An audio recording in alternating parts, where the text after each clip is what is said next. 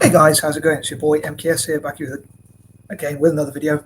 Obviously, this is part 3, the third and penultimate part of Dyslexic Sundays, the very, as I call it, my weird ways, my strange ways. But thumbnail, I was trying to turn my back to the camera to give the to show a picture of my cat, which is a lot cuter, to be honest. But I didn't manage to get it into the camera angle properly. Having said that, a few people tell me like I don't get the camera angle proper, and I don't speak proper English either. Apparently, obviously as well. But I do struggle to sit properly and get without sitting too close or whatever, and get the. I mean, it looks all right to me, the camera angle, but I don't know how it looks to you, the viewer. But as ever, I'd love to know your feedback on each of these things. Another thing is, I was thinking I have to improve my English because I was telling someone what sort of things I've been up to, and I was saying I'm making some videos about dyslexia, and I went a bit red because they said they thought I said, "Sorry, Michael, did you say you're making videos about sex?" And I was like, "No, dyslexia," and I was pretty red. But I was thinking that does tell me I've got to speak more clearly. So I hope I don't have too many embarrassing moments, and I hope people can hear what I'm saying clearly. I don't know if I should have said that story either. But anyway, getting on to the point, I hope you enjoy these videos, and I'm sure there's something else I was going to say in the intro. So yeah, the thumbnail for my YouTube version, I was supposed to get the cat I was supposed to be looking the opposite way so that you can see the cat's picture properly, the cat's face on my on the thumbnail. Sorry, because I thought the cat looks cute, so it'd be cool if people saw the cat. I was hoping that might give me a few extra views, but I don't know if people would stick around. But yeah, another thing is, I'll say I've got to improve my camera angle. I do struggle to do that. And another thing is learning to speak more clearly. So that's another thing, elocution, they call it. Someone was telling me I need to get better lighting again. I had a ring light, but I don't know if I damaged it or whatever happened to it. It doesn't seem to be working properly. And also, I apologise to my sister for that one, because she's the one who got me that, one of my sisters. And also, they said something about a vision board to have a better image behind me. So, but yeah, I'd love to know what you think as ever. And here goes. So number 21.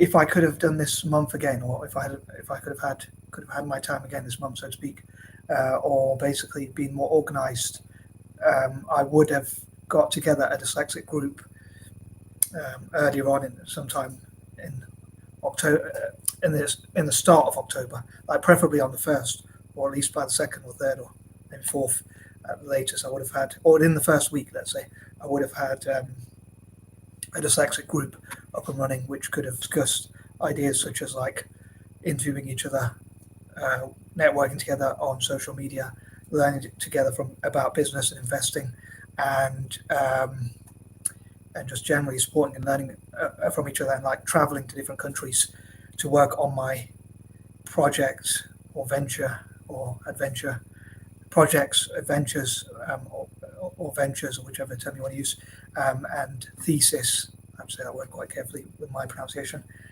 Don't want to hear more embarrassing moments, but preferably. But should get used to it by now. But being embarrassed. But anyway, to go to Italy to showcase what we could do for Italian football, Celtic, developing nations, and also former colonies. The latter two normally goes hand in glove. But yeah, as I say, 21 again. Hence why I'm repeating some of those things. And I say I wish that I had planned it a bit better from the 1st of October to have actually found a way to. I did try and get in touch with different dyslexic individuals and organisations, but I haven't had any replies yet. But I'd love to set a date together so we could work with Italian politicians, councillors, and those involved in football in Italy to sort of look at ways to help Italian football to be world class again. And also look at how we can help Celtic to be as good as possible. Again, go to support developing nations and former colonies. Number 22, also look at how we can support each other all around the world, especially, as I say, our fellow dyslexics in developing nations and those with disadvantages generally as well.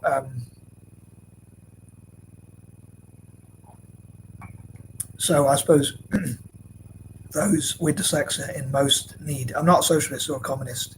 I believe people should have choices. So I'm a libertarian. Um, I believe that people should have free choices. I'm very, I suppose, I'm kind of centre right in a way in terms of being fiscally conservative and wanting people to have as many freedoms as possible. Basically, being a libertarian. I'm sure there was something I was going to say, but I can't quite remember. But the reason why I mention that is I don't want to force anyone to help other people. I don't really believe in nationalisation, the regulation of industries, or more regulations, more rules, and higher taxes and things. I don't really believe in those sorts of things. I don't really want to force anyone to help other people, even including my fellow dyslexics. I want it to be done by people who choose to help us, not those who are forced to help us. So I, so I hope that all makes sense. And but yeah, so basically, I want to do it in a libertarian way. But I think it would be cool if those dyslexics who have achieved a lot help smuts like me. Whatever the word is. Again, I don't want to make any fraudulent slips. I know I'm right with my communication style. But anyway, moving on. Number 23. However, I think it would be cool to encourage, as I say, people of their own free will to support the less fortunate dyslexics. And as I mentioned recently, I nearly forgot this point, but I would love for, let's say, Charles Schwab, Richard Branson, and other dyslexic billionaires, especially Charles Schwab, because he runs like an investment thing which helps middle-class Americans to invest, if I'm not mistaken, and Richard Branson, who created Virgin Money, which is a bank. So, but dyslexics who invest generally as well. I think it'd be cool if we had some sort of way to enable dyslexics to be able to give their money to dyslexics like myself and other dyslexics all around the world, to give our money to people like Charles Schwab and know that they're going to invest it for our benefit as well as their own benefit. So it benefits the whole dyslexic community all around the world. So basically, he would take our money and know how to invest it and multiply that money. So our money would work for us. As I talked before about having FU money. So if, let's say, heaven forbid, you don't like your boss or your colleagues, or you no longer like your job, or you're worried about losing your job, or you can't even get a job, or you can't keep a job, or whatever else, whatever other issues you might face, you have that money there in the bank, or you have that money that's invested on your behalf, which you know is going to benefit you. Let's say, for instance, as say, if you can't get a job, or if you lose your job, or you're worried about losing your job, or you just don't get on well with your colleagues and you no longer enjoy your job and you want to quit, hence FU money, or whatnot. I think that'd be cool to have that money portfolio that is basically reinvested. Maybe I'm being naive as ever, but which would be reinvested ideally, in my opinion. Again, these are all my own personal ideas and opinions and thoughts and whatnot and plans for the future. But if that money was reinvested so that you knew when, if you ever do have to retire or you want to quit your job, or you're worried about, you won't have to worry about losing your job, for instance. So if you're enjoying your job, but you think, what if I ever lose this job? What will I do financially? That money would be there, invested, working on your behalf. And someone like Charles Schwab hopefully would know how to reinvest that money, all being well, towards the benefit. And I think, I know myself, I'm very wary of scams. So this would have to be something which dyslexics, such as myself included, would have to trust and know it's going to go to the benefit of all possible dyslexics, including people like Richard Branson and Charles Schwab, including those at the top, but also those smuts like myself, or what's the word? Is that the right word? Schmucks. I think that's a Jewish word, a Hebrew word. But anyway, yeah, so we knew that money was going to be reinvested basically to get into the point. But so, yeah, if we're worried about not having a job, or again, if we might lose our job, or we're worried we might lose our job, or we just don't have the finances, what if something goes wrong, we don't have the money for a rainy day, we don't have money invested, or we don't know how to invest, or what if one day we don't enjoy our job anymore, or what if we don't enjoy our job currently, those of us who have jobs, that money would be there so that if we wanted to quit those jobs, we could. But if we enjoyed the jobs we do, for the dyslexics who enjoy their jobs and or their careers or whatever, you know that although you have that safety net, you can continue to do that work if you enjoy it, like if you're a teacher or an author or whatever other job you might be doing. You know you enjoy it, and even if And if you can't rely on your pension as well as another thing, you would have this behind you. So anyway, moving on, number 24, as I say, I want to support dyslexics all around the world, internationally, and to build a trustworthy sort of brand where we network together, cooperate, we network together on Zoom, YouTube, what I call physical meetings. I mean, obviously not literally, but where we actually meet up in person as groups, and meeting wherever we can. Obviously, with Zoom, we can meet with people all around the world, which we might not be able to meet in person. And again, in the future, I would love to travel, as I say, to Italy, to Celtic, to Glasgow Celtic, to Glasgow to work with Celtic, and also working with the town football, those involved in town football and Celtic all around the world, and say developing nations and former colonies and whatnot.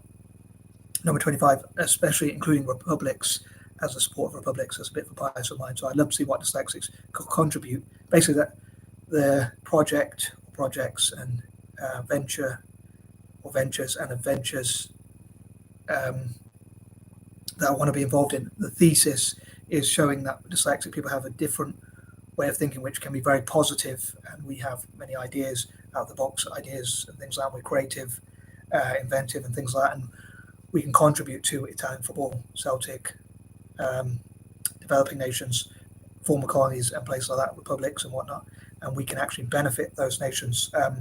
From 26, that would be a form of reparations as well, helping our fellow dyslexics in former colonies could be a way to reparate for historical injustices. Controversial idea, I know.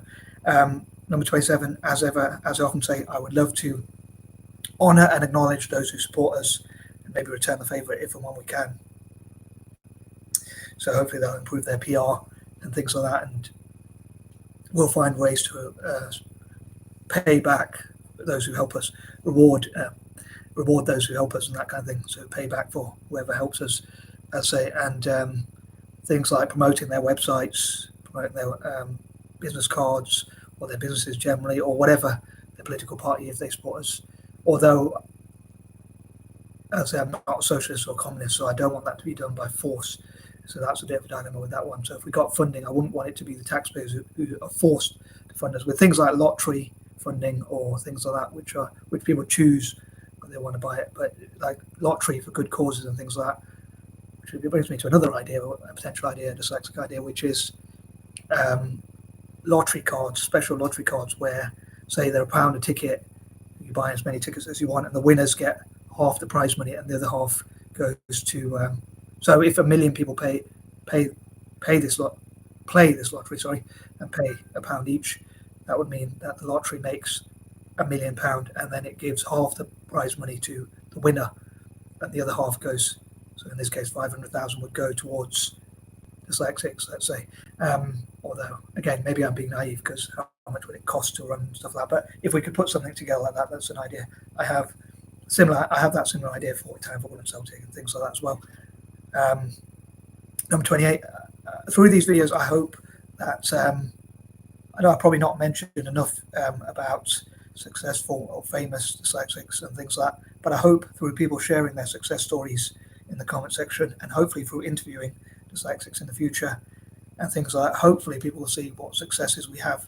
Like, for instance, statistics on that note, I want to include are things like 20% of self-made millionaires are dyslexic. I know I've probably covered that before. It'd be interesting to find out, to do some research and find out the stats for what percentage of billionaires have dyslexia. I think that would just be something interesting. As I often say, not that money is everything, but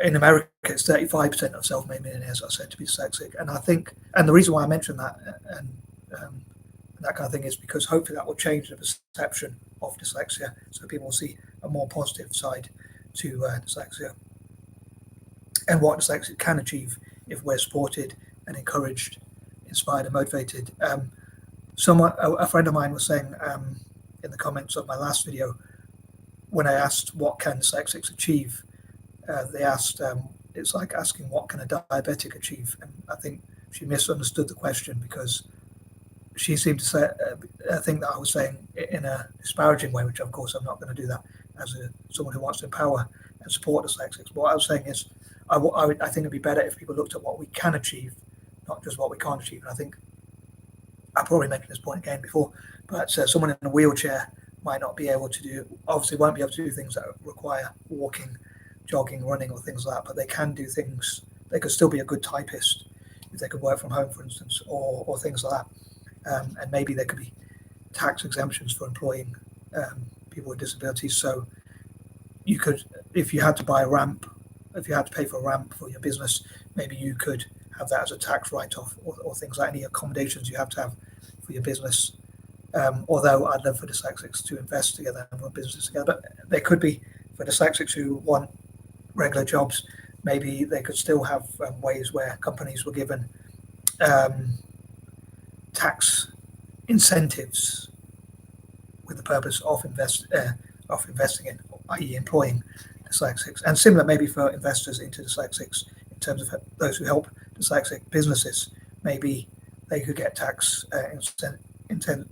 incentives as well. 29, I would love to hear more about POC, people of colour, minorities, BAME as they call them in the UK, Black, Asian and minority ethnic people with dyslexia who have done well. It'd be interesting, and women as well, so not just white males, although obviously nothing wrong with white males, and it's great to hear any dyslexia success story, and most dyslexic people have had to overcome things, but it would be great to hear more from minorities, POC, women, and that kind of thing, things to inspire young girls and people of colour, POC for short, with dyslexia, to achieve their full potential. And number 30, to be honest, it's a bit of a dilemma, and this is another controversial idea of mine. I wouldn't want to, although I talk about being successful, me personally, I wouldn't want dyslexics to be providers. I know normally as males we're told we should be providers traditionally and that kind of thing. But even though I want us to be financially successful, I'd love for dyslexics to get sugar mamas and sugar dads, things like that, whatever you call them. Sugar mamas and sugar daddies and things like that. So another thing I thought I'd just include a controversial thing at the end. I thought a little joke. I put this sexy into dyslexia, or maybe someone else does. I don't know who puts this sexy into dyslexia. Yeah. Anyway, moving on. Hope you enjoyed this, and I had a little bit of humour at the end. I hope it wasn't too inappropriate. But yeah, if there's any ideas you didn't agree with or do agree with, maybe you could put your least favourite and most favourite in order or something like that, or whatever else you want to comment. Anyway, I'm going to stop laughing and I'm out. Peace and love.